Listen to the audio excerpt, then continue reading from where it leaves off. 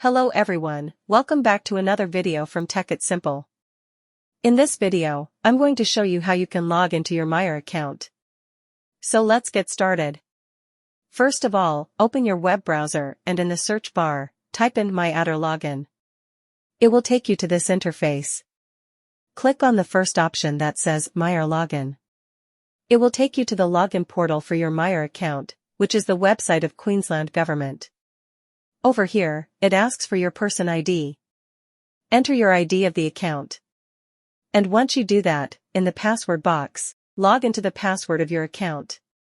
To confirm your password, you can click here on the eye icon. After that, click on the login button. You will be logged into your MyHR account.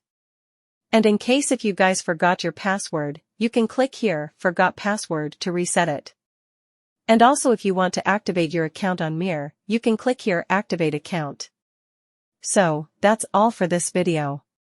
If you find our video helpful, please leave a like, and please do not forget to subscribe to our YouTube channel and also hit the bell icon for latest videos and drop a comment for reviews and more content like this. I will see you guys again in our next video. Thank you for watching.